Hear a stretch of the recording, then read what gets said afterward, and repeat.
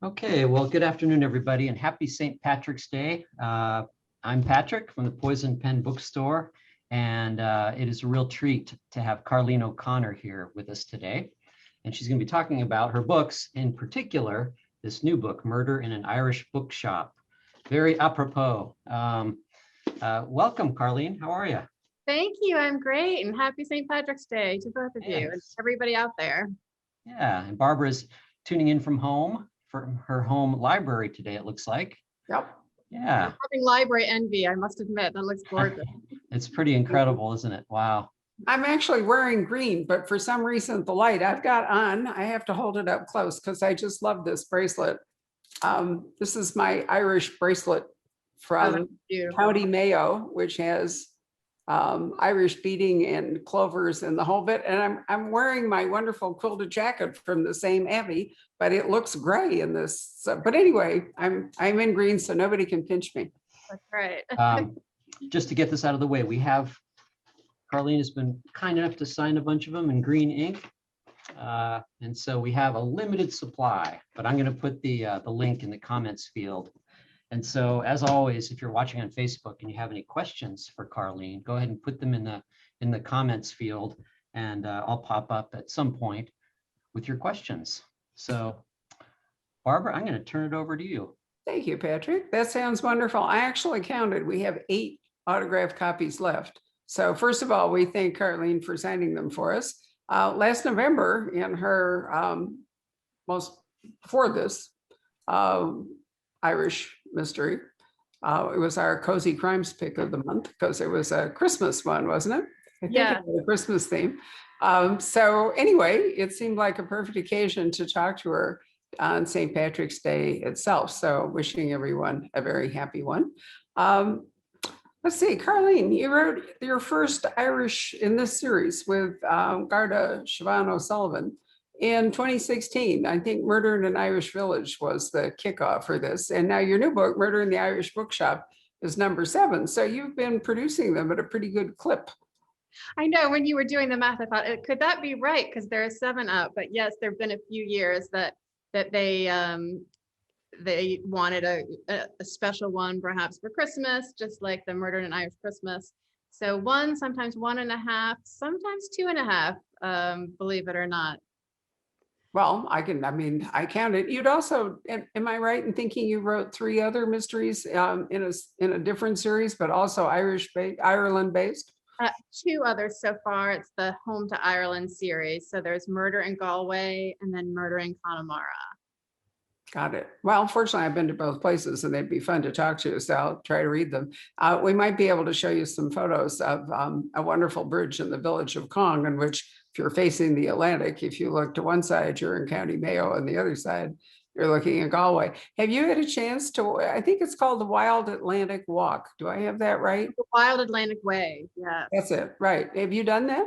I have, not the entire drive, but I was fortunate enough that I brought my father to Ireland in 2019 in the fall, just thank goodness, without us knowing that we'd soon be under lockdown for the next year. And we stayed in Connemara because I was researching for Murder in Connemara.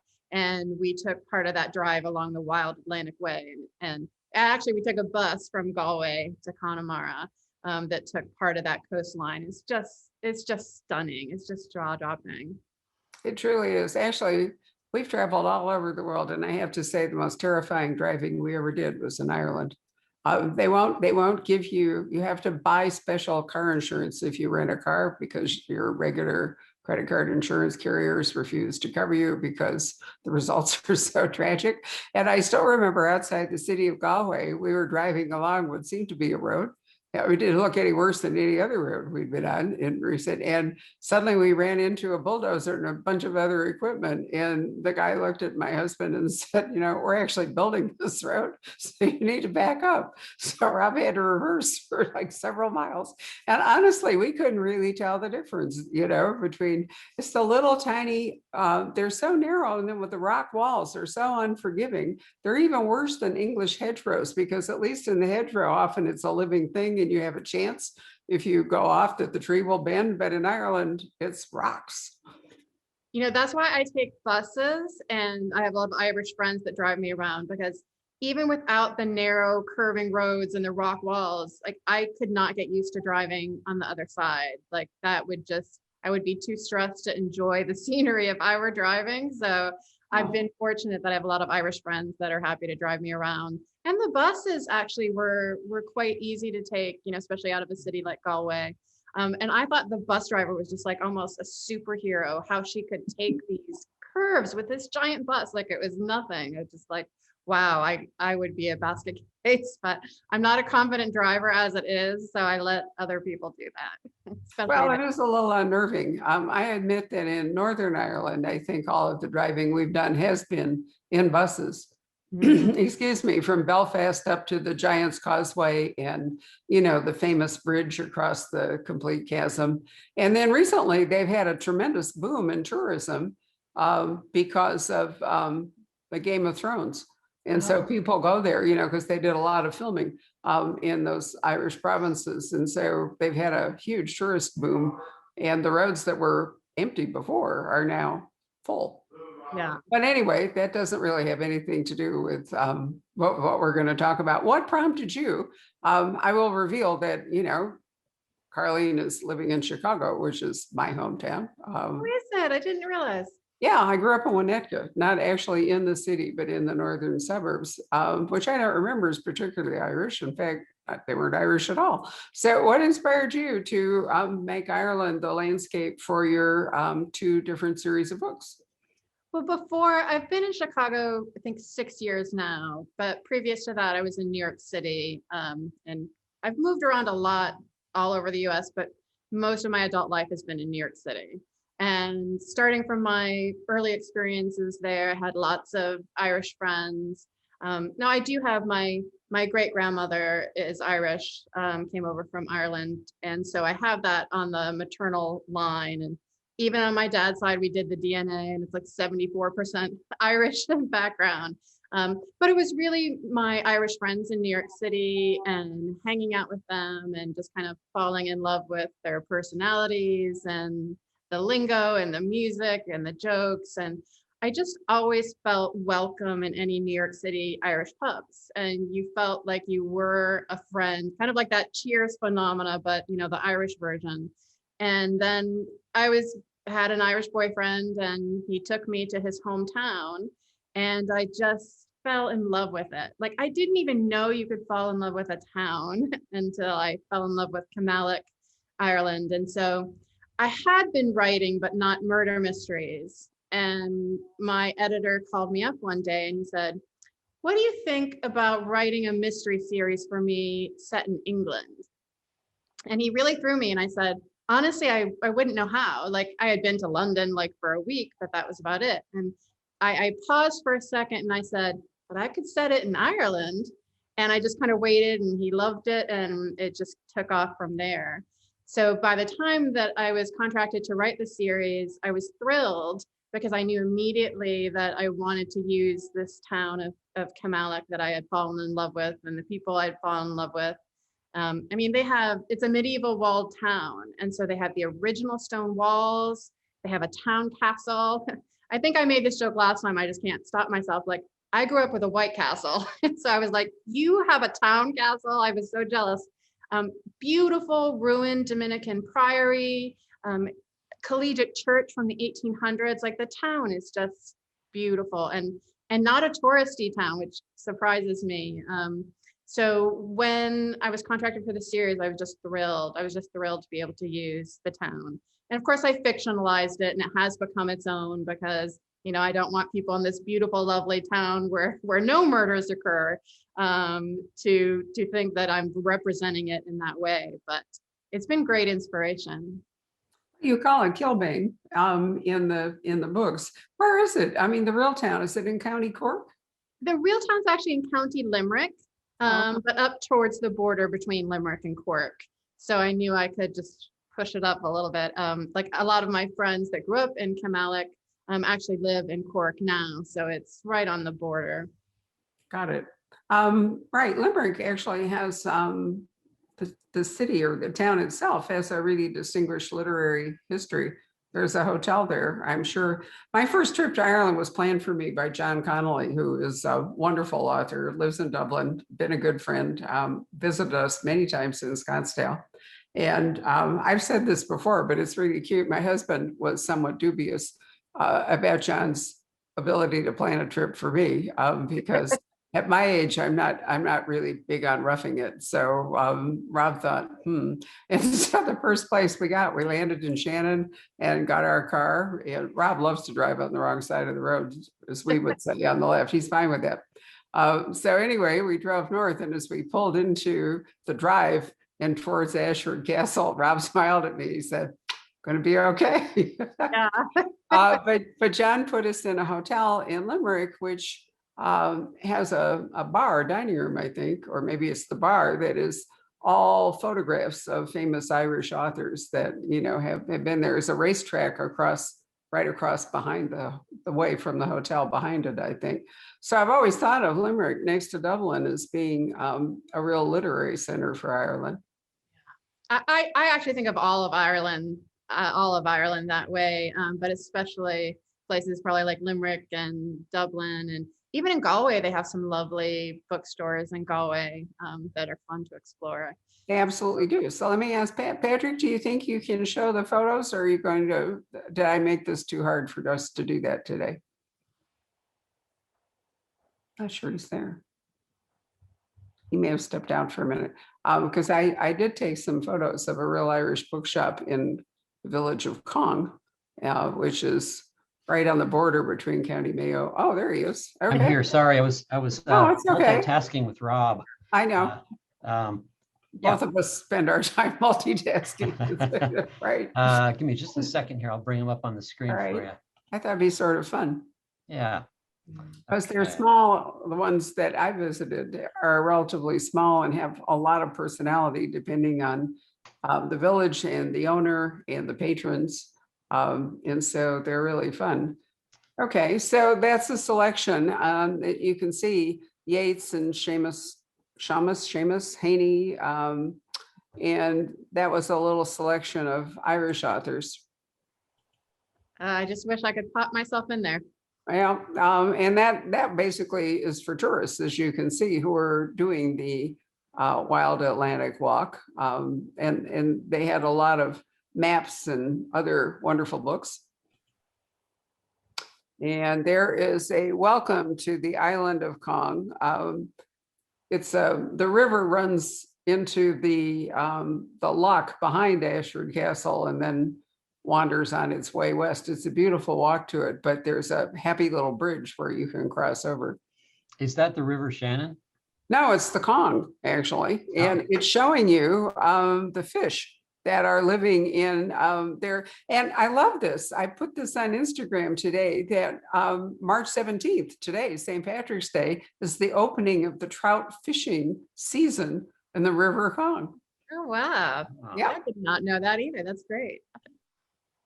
And another view of the bookshop. And you can see John Connolly, who I mentioned to you, and Roddy Doyle and Sally Rooney. And, you can see the little chairs. It's quite a small shop, but it's very rich in books and has a little kind of nooks. And for you trivia buffs, Joseph O'Connor, who's a terrific writer. Mary, do you know who he's related to? No. Oh, no. That's Sinead O'Connor's brother. I should have gone for one of my, yeah. Sinead O'Connor's brother, yeah. There, now that is, I love this, right, Oh, where the bridge over the Cong, you can see that on one side, you're looking west. So on one side, you're going to Mayo, north, and on the other side, you're going down to Galway. Oh, that's great. Look at that. Isn't that a great photo? It's one of my favorite photos. And I didn't send it, but out there in the river, beyond where we can see, there used to be an abbey there. And there's an old fishing ruin there. It's an old stone building that looks like a miniature church. And it's got 2 rooms and a little fireplace so that the fishermen who are freezing to death while trying to fish in the Cong can be heating up their whiskey or their grog or whatever it all is. I have a ton of photos, but I didn't think we had time to show many of them, but I really like that. Oh, wow. And Oh, I love that one. Look at that. that is the entrance to Ashford Castle. And its motto, one of the things I love most about it, excellence since 1228, Wow. which is when the castle was built. And there are statues of Irish wolfhounds Oh, on there. either side guarding the entrance. And behind it is a very large lock. I can't remember the name of it, but it actually has a ferry that picks you up behind the castle, and it travels all around the lock. So it's quite an extensive body of water there. Oh, sorry, guys. That's There we go. okay. That was the last one though, right? Thank you, dear. I don't remember, but that's good enough. Thank you very much. Back into the Right, you can go back to multitasking. Patrick is in the new Poison Pen Annex, which is upstairs, since we seem to be taking over our entire building bit by bit. So That's this is the exciting. That's first. really, congratulations. I love hearing that. Thank you. So let's talk about your book now that I've been gassing around. Tell us about Siobhan O'Sullivan and what a Gardaí is, which is Irish. I know what it is, but other Yeah. people may not. Yeah, a Garda, or if it's plural, Gardaí, she's an Irish policewoman. And it's interesting because she didn't start her journey out as a Garda. At the beginning of the series in Irish Village, she begins as an amateur sleuth. And part of her progression through the series is she is good at detecting and she does like it. And she decides it's between book 2 and 3 that she decides to become a Garda. So I was forced to do a time jump because it's 2 years to go to Templemore Garda College. And so when Murder in Irish Churchyard, the third opens, she's completed her training and is starting out as a new Garda in this town. So it's a small station, the Kilbane Garda station. And what I was excited about in Murder in Irish Bookshop is they have a new Garda in town, as well as a new bookshop in town. So there's a lot going on, even if there wasn't a murder to solve, which of course there is. But it's been fun getting to know her and her progression from amateur sleuth to official Garda. Which is, if you're going to write a long series, probably a good idea, since amateur sleuths lack a power of arrest or backup or a budget or whatever. So if you're going to have a stream of mysteries, probably was a good idea to make her an actual cop. I like that a lot. She's also got a romance going. Was that there from the, I can't remember from back to 2016. So I apologize for not being That's completely all up to right. date. I forget sometimes too, and I wrote them, but yes, Detective Sergeant McDara Flannery is her romantic partner. And in Irish Village, it's just kind of an interest between each other, although they'd grown up in the same town. But there was an attraction. And then when a serious family event in her life, when her parents are killed in a car crash, is kind of the backstory before the first one opens. McDara is the one that has to break the news to her, and kind of they have a bonding moment in her grief that kind of turns it from friendship to romantic interest. And that's also been fun to develop. And if you read Murder in Irish Bookshop, there is a pretty serious development between them by the end. And it's exciting. It's exciting to see. And they feel so real to me that sometimes I forget they're not. So it's challenging, I think, as a writer to, like, how do you sustain a romance that you want them to be together, but part of wanting people to be together is keeping them apart, that romantic tension. And of course, it's not the primary focus. The mysteries are always the focus of each book. But they are good together, and they are good partners for each other, which doesn't mean perfect, or doesn't mean they're not going to have moments of it being a rocky road or handling investigations differently. But it's been great fun to explore. And sometimes even the romantic developments that happen in the book, I didn't plan them. I'm really focused on planning the murder mystery, and then I start thinking about the characters and relationship, like, once that's solid. But often, as you'll hear other writers say, the characters kind of like chime in and say, well, actually, I wanted to do this, or we're going to be doing this. And that's fun when that happens too. And I can always kind of feel like, okay, are they going rogue, or is this something that's really going to serve the story and serve the series? Because it's the relationships that continue. Like it doesn't resolve, right? The murder resolves each book, but the relationships will go on and continue and grow. And of course, she not only has her love interest and her colleagues at the Garda station, but she has 5 siblings. They're the O'Sullivan Six. And there's still 2 young ones in school. Kieran and Anne are still of a young age, and she's their guardian now too. So she has a lot on her hands. Sometimes I feel relieved that it's not my life because she's very busy. I think you could say that. I think it would be fairly exhausting, but she's young, and so she Yeah. has a remarkable amount of energy. You know, that's an interesting question. For a long time, the wisdom was that you couldn't have a long-term romance if you were going to write a series. But you know what? I think it's just as exhausting to bring a new person in every single time and start at ground zero than it is to work out that, you know, long-term relationships have conflict. They have disagreements, you know, they have reconciliations, they have challenges to overcome. Sometimes people either are ill or they grow older or something happens. And so they're not the person they were when the relationship first came. I'm speaking the perspective of 80 years and 3 marriages. So I've been married to my husband now for 31 years, but my track record before then was not quite so good. And a lot of that's because I wasn't the same person when I got to my middle 30s that I was when I graduated from Stanford. And then I wasn't the same person when I met my husband when I was almost 50. So, you know, people change, and it doesn't always work out that people change with you. Yes, and she's kind of defied, you know, there's this tradition of having kind of the lone wolf detective, right? The grizzled lone wolf, and they're too wrapped up in murder and the darker side of life to really maintain the relationship.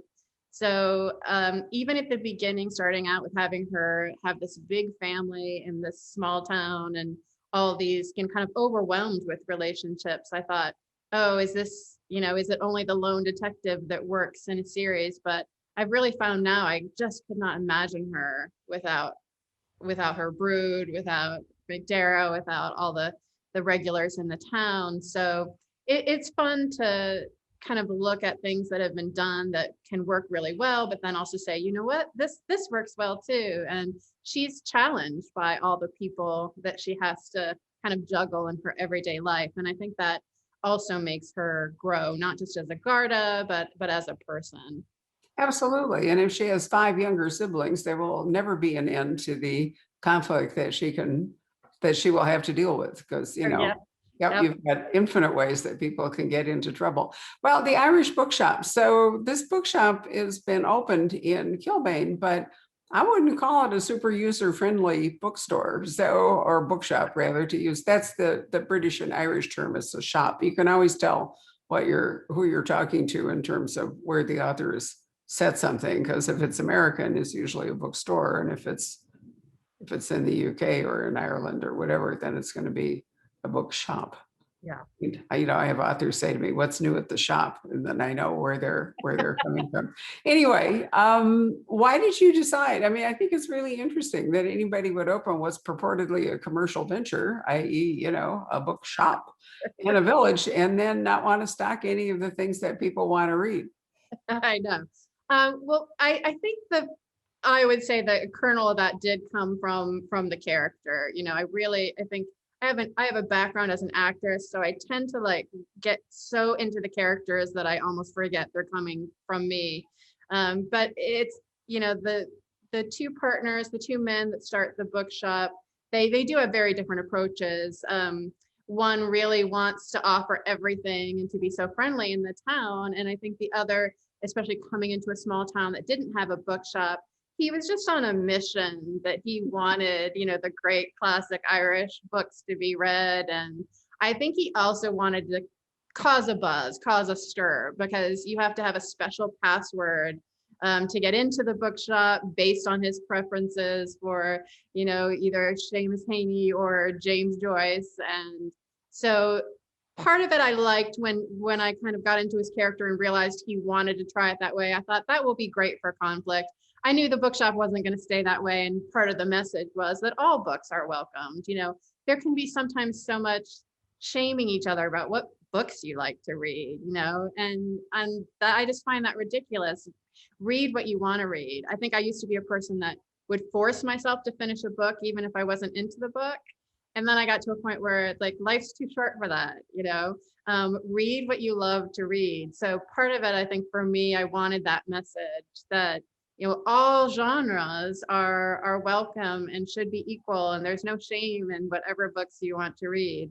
So in order to kind of make that progression, I started him on the other end of the spectrum, so that by the end, everybody's convincing him that, okay, if you want to sustain your business, we want mysteries, we want romance, we want all sorts of books in this bookshop. Right. I thought it was fun. I was Yeah. curious about why you took that approach. It made me wonder if we should try something like that, password at the door. You have to quote Chandler if you want to come in, or Yeah. I think there has to at least be one bookshelf that you accidentally lean on it and it opens into a whole new section of your bookshop or something like that. I want that in my house. I want like a secret bookcase with candles that you remove that the bookshelf opens to reveal a new room. But Absolutely. I think it would be really fun. Unfortunately, Scottsdale is not an old city, and the architecture here does not lend itself, to that kind of thing. You almost need, a Victorian or some sort of wonderful building where, as you say, you can be sort of like, I remember going to a ninja house in Japan where everything was like that. You pushed on anything and it flipped and a ninja would spring out or spring up or something. And I thought, how fabulous. But unfortunately, we can't do that. But I did love this whole concept of the bookshop. So we don't want to go deeply into the story, but obviously, if this is a murder mystery, somebody dies. So you want to just give us that little part here? yes, so once the bookshop opens, the owners decide to host some visiting Irish authors to kick off the opening of the bookshop. And so the authors do represent different genres. Some of them are self-published, some of them traditionally published, some of them are more successful than others. And there's a little bit of that, competitive vibe between writers that goes on in the book. And one of them that's especially kind of churly with the others, Deirdre, is soon found dead in the bookshop and pages of her own book stuffed in her mouth.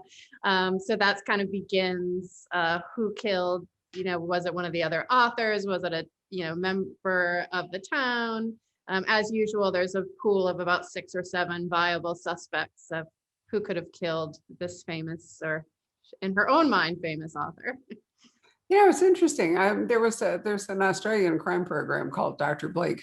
And the episode we watched the other night, we've been watching a fair amount of long form storytelling, as many of you have during the pandemic on Netflix or Acorn or BritBox or whatever you're watching.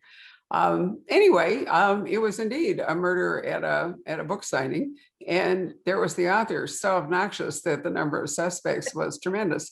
And I thought about that, in relation to your book, and not every author is wonderful. Not you might like their books, but as persons, you don't much care for them. I have customers who don't want to come to book events and meet authors because they're afraid that if they do, and they don't like the author, or the author behaves badly or whatever it is, that it would put them off their books. And indeed, the book is different then. I mean, every author brings some of him or herself into the book, but there can be a lot of obfuscation involved. So I thought, okay, I think that's really kind of a fun way to, set up a circle of suspects. Because cozies tend to be structured like that, don't they? There's a murder, it's a relatively close space, and there's only a certain number of people who could really have done the crime. It can't be the entire village, because then it would never get solved. Yeah, there would not be an ending to that.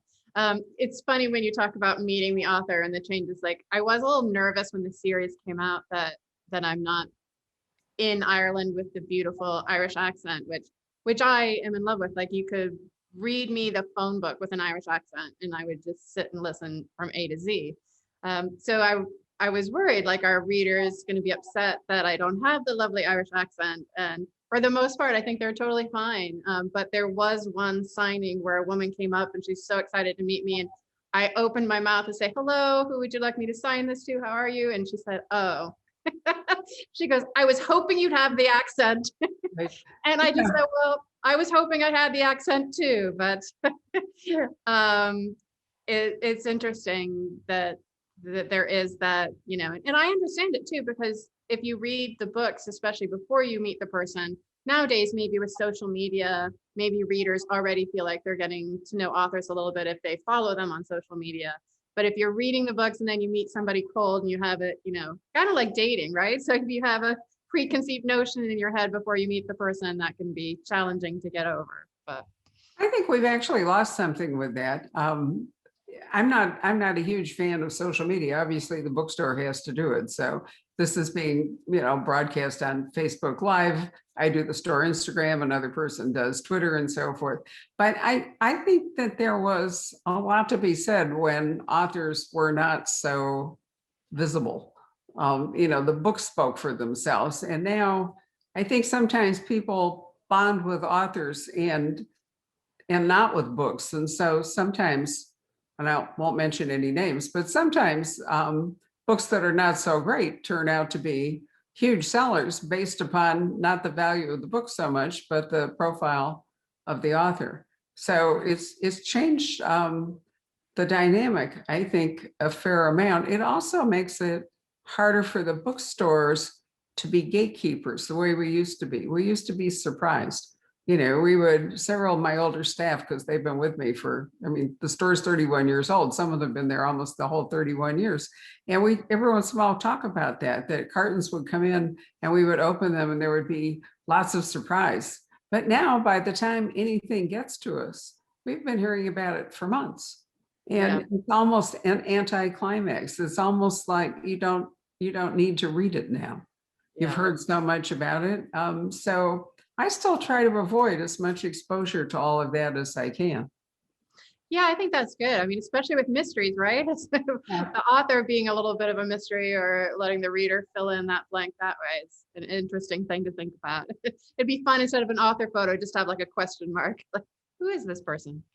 Right. Well, and the other thing is too, that authors are forced to interact with fans in a way that was not possible before. I mean, yeah, Sue Grafton was a very dear friend, and for forever, right up until the end of her life, if you wanted to talk to Sue or make a comment, you had to actually write a letter and put a stamp on it and mail it, which dramatically cut down on the kind of you know, commentary now. And anybody can, if there's a public email address for the author, and I think that authors sometimes get overwhelmed with that, or the negative or the positive, either side of it, can enter too much into the creative process or just their daily lives. Again, I think it was better when authors were at a greater remove, but that's just me being 80. So, you know, what can I say? Well, I received an email that kind of fell into that category where your jaw just kind of drops at the comments. But then I was able to read it to my mom and sister, and we just kind of howled with laughter because, you know, it was a slap and a kiss all the way through, you know, the email of you shouldn't do this, but I like this, but stop doing that, but I can't wait to read more. And it just went back and forth like that in such a funny way. And it is odd to be so accessible. And you know, you're right. And I mean, authors have that love-hate because we often tend to be introverted people anyway. But of course we want our books out into the world. So we might be forced out of our comfort zone to do that kind of connecting. And it's fascinating. I guess you could write a whole book on that subject. Pretty really good, and it keeps changing. So while Patrick is rejoining us, as he does from the briny deep there, are you, I'm hoping, producing another book for 2021, or is it going to be a year? No, I so am. There's so many great things going on this year. So I'm working on the 8th Murder on an Irish Farm. They just showed me the cover. I'm in love with it. It's my favorite cover yet. It's what I have to admit, every time I'm in the middle of writing a book, which I am with this next one, that's my favorite one. Like, I just can't help it. So I'm so excited about the one I'm writing because I'm in the middle of it. But I'm also going to write another Christmas novella with the Irish Village characters that will be out in 2022. And I have agreed to start a new series set in Ireland. Irish Village will continue. I'll be writing 2 series. And this one I'm happy about. It's going to be a female James Harriet type traveling country veterinarian. So it will go back to the challenge of an amateur sleuth, but she has a law background as well as her veterinary medicine background. And I haven't started that yet, but I'm very excited about the concept. So I have a lot on my plate this year and eager to get to it as well. Sounds wonderful. Well, I'm sure your fans are delighted to hear all that good news. Patrick, are you there? Or there you are. Yeah. This is great. Yeah, there are some really good questions. Larissa asks, what are some of the places in Ireland you haven't gone to yet, but that are still on your bucket list? Great question, Larissa. Top of the list, I think for me is Donegal.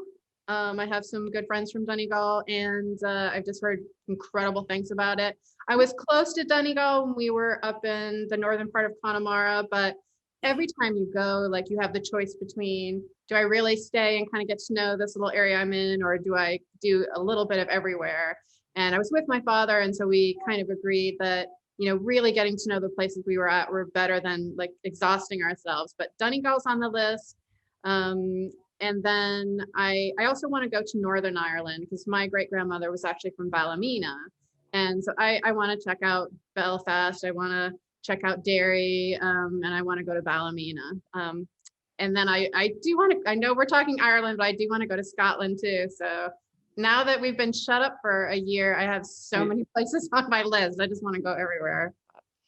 Yeah, Donegal is beautiful. I was, up there in 1999. And it's amazing how much has changed from what I understand in those 20 years, Changed how, Patrick? Excuse me? How has it changed? How have you? Well, I think that whole Celtic tiger, that prosperity bubble came to Ireland just after that. And I remember John Connolly saying something like, the Irish are horrible with money, so it didn't work out too well, or something like that. But some of those places in the West, we're still, even at that time, you get fresh soda bread and the milkman comes in the morning, and so it's kind of like, Mayberry with Irish accents. But also those little places, the Gael Talks, they call them, the little Irish speaking areas. I think that there have been a couple of good things, that there's been an increased interest in preserving the Irish language, which is great. But there's been unfortunately, a lot of corporate, factories and things like that, industries moving into Ireland for good or for ill. But Donegal is beautiful. I mean, all that, the music, the traditional music up there is incredible. Yeah. The Glen Columkill and there's a strong Alton and lots of different traditional music groups come from that area. Same with Doolin. Doolin's a neat I was going to say Doolin. When I was there with my father, our friend James, that did a fabulous job of showing us around, as usual, was talking about Doolin and like, you got to go to Doolin, and it was on our list. But so that's also on the list as well. Larissa is Doolin for sure. And Skibbereen, I hear great things about Skibbereen. There's so many. I just want to go everywhere. Have you been down to the very bottom, the Blasket Islands and all that area? No, I've not been to the Blasket Islands, so. Or the Aran Islands? Making a list. Yeah. Yes, I did go to the Aran Islands, and what was funny is the first time I was there, and I was on Inishmore, the biggest island. First of all, it was hysterical because I was living in Queens at the time, and here I am in Ireland, like kind of happy to be away from Americans, right? And as soon as you get off the ferry, we took a ferry from Galway.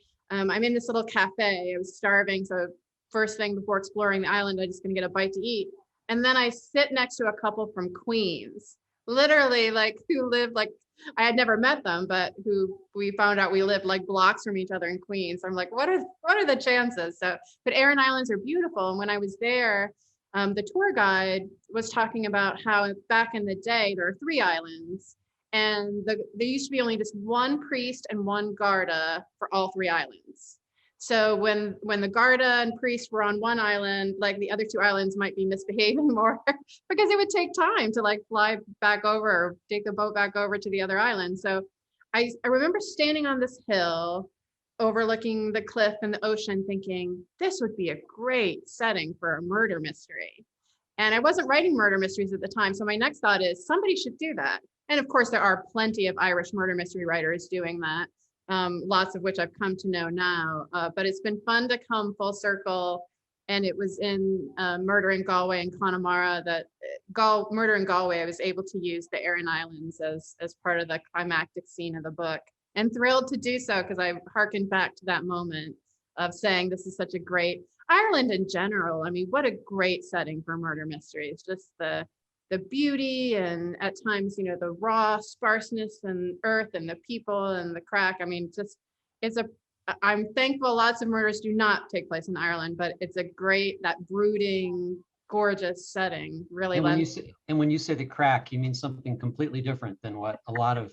Oh, did I just say that without realizing it? Yes. What's Yeah. the crack, or the crack is the fun, right? That's CRAIC. Yeah. So that was a lot of fun to play with. I think I was a little bit heavier on some Irishisms in the book, the first book, and even some of my editors, like I would say, we're going to do our messages, which just means we're going shopping, right? Do your messages. And I fell in love with that, like learning all these different sayings that they have that we don't have. And I was so happy to put them all in the book. And then I even had an American editor go, "Can't you just say they went shopping?" And I was like, "No." So I think they're kind of used to me now, but we had to put a glossary in the first book for some pronunciations. I didn't keep it up. And sometimes when people read the Kindle and they skip over the glossary, I still get emails.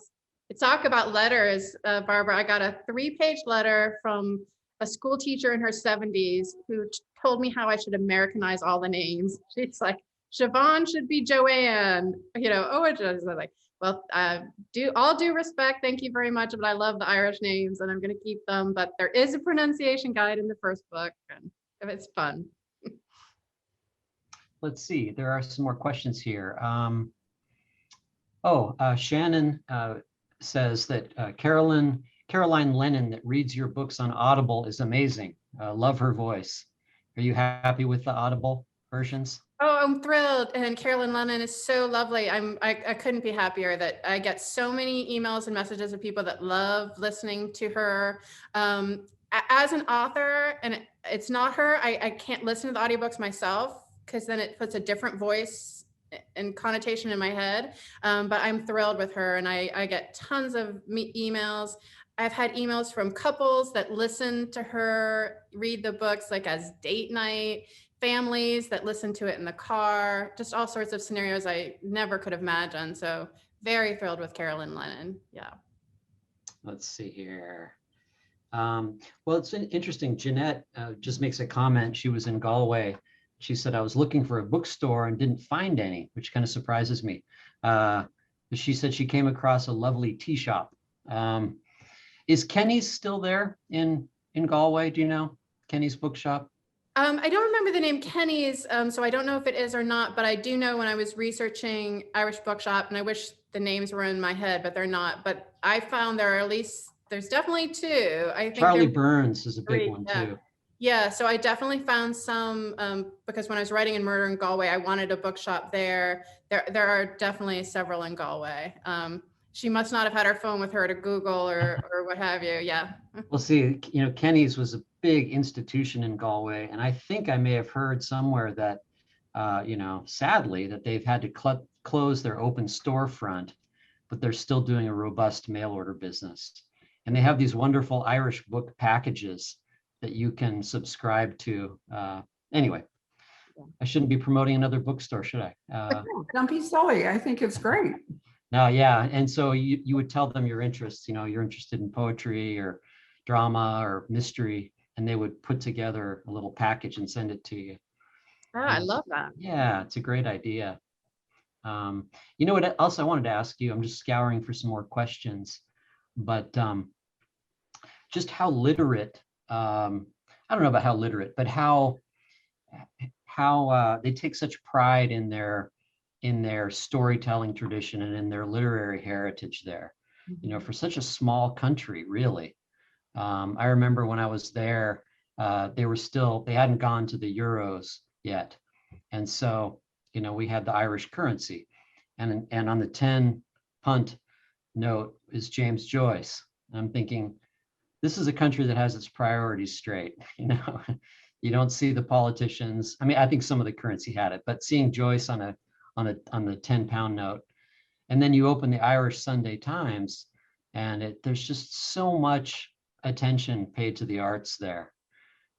It's really an amazing place to be for that reason. You'll be happy to know, Patrick, that Kenny's Bookshop is alive and well and open for Okay. business. Oh, good. Yep, I checked on it. Yeah. I didn't unfortunately get to visit it when we were in Galway the last time, but it is a very, very well known. Yep. I think when I travel, I try to look for little bookstores, you know, because they're richer in local color than the very large ones. Right. Yeah. Are there any writers that are writing Irish crime fiction that you really like? Yeah, there's a lot of them. Andrea Carter has a murder mystery series set in the Galway area.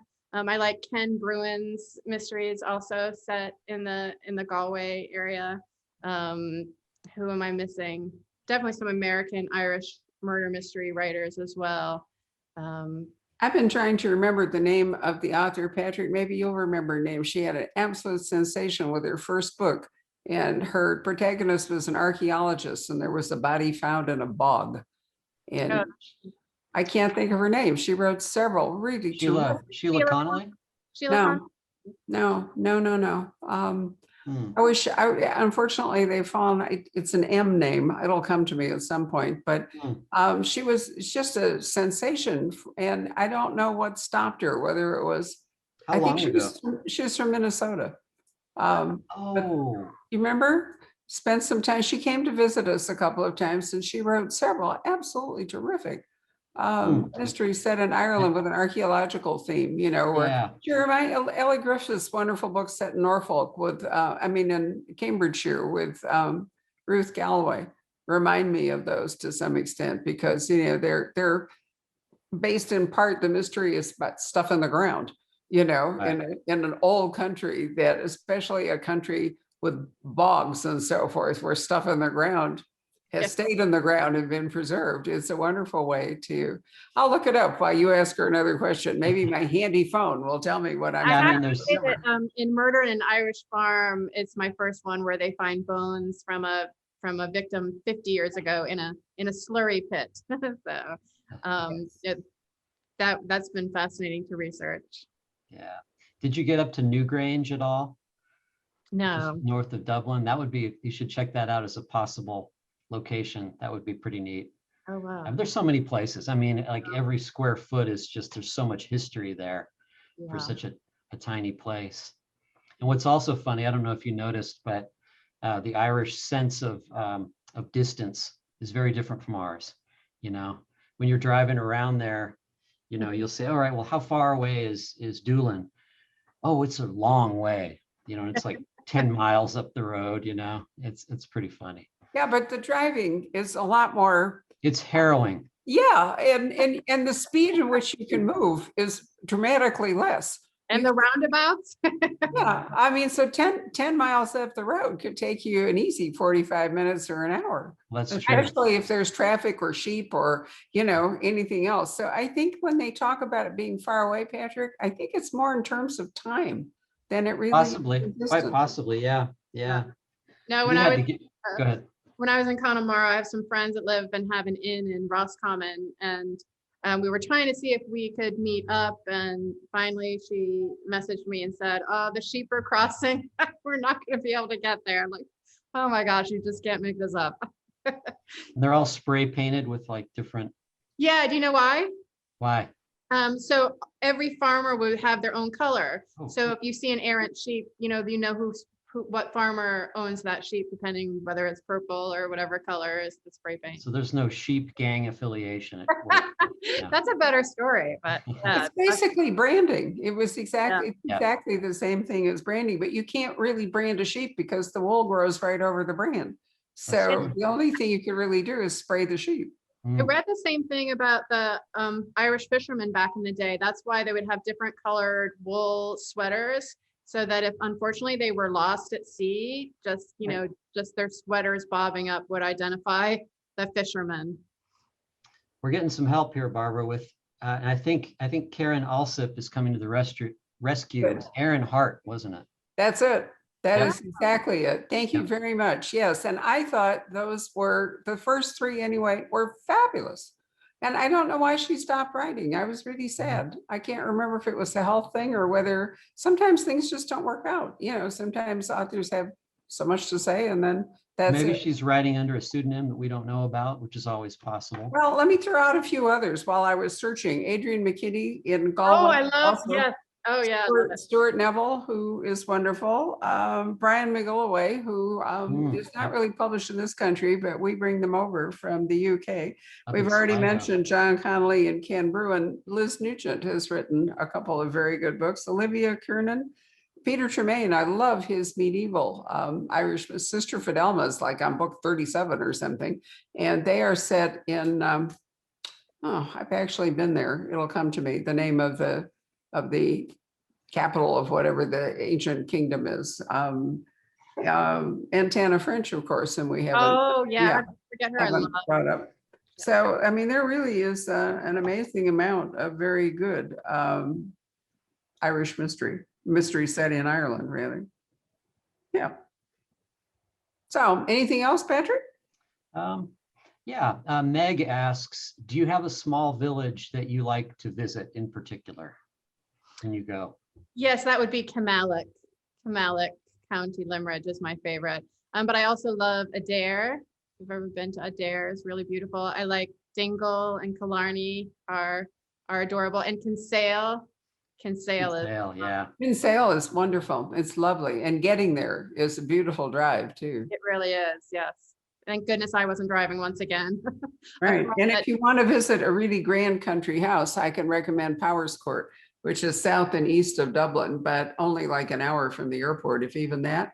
And it's very much in the, like an English country house, but it has Chatsworth sort of gardens, which are fabulous water features that takes advantage of the local water and gravity and so forth. And you can spend a whole day there. I mean, it's got it all, you know, fabulous food and gift shops and, you know, examples of Irish weaving and the whole bit. But you can have a whole day at Powerscourt and really enjoy it. And in Connemara, I was in Clifton, Connemara, which is a really great little town village. And they have some really nice Irish music sessions there as well. That was fun to bring my father to and sit and it's hard to imagine doing it right now, but you know, sit in the tiny pubs and listen to the music and have your pint. So. And the west coast of Ireland, the islands are truly, you mentioned the Aran Islands, but we did a whole cruise from, where was it? Amsterdam, all the way around Ireland, back to Dublin. And the islands were absolutely wonderful. And I love the Sillies. I'm not entirely clear they're not English. I think they may be British more than they are Irish, but the gardens there at Trevisco are spectacular. And there are lots of wonderful ruins off. It makes you think also of Tolkien and the Lord of the Ring, you know, how they all moved west. I still remember the elves, you know, and they're on their horses and they're riding off. And that whole concept of West was like, you know, the next world, the other world, and so forth. Beautiful. And Northern Ireland, if you're a Game of Thrones fan, really want to go there. The Giant's Causeway, which is a spectacular geological assemblage, but lots of other great stuff to see. You can buy Irish woolens, hand-knit patterns are amazing, quilts are amazing. Food is fabulous. Rob and I sat in a rock wall somewhere. I'm trying to remember one of the islands, and they had a little fish and chip cart, you know, and it was thronged. And then we sat on the wall and eventually we got our fish and chips and all, and it was like right out of the ocean.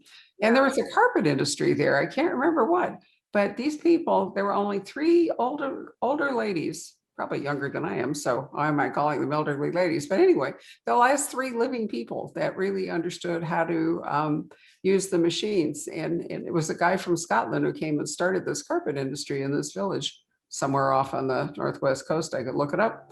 And they're actually carpets and Buckingham Palace and other things that these people made.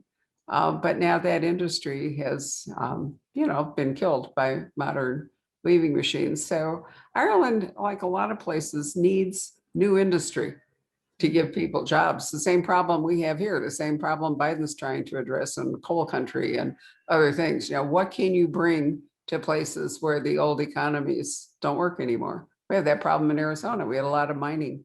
So over in Globe and Superior, what are people doing? Or down in Bisbee. So it's a worldwide problem. You know what? This has been great. And I'm waxing philosophical, so I should quit.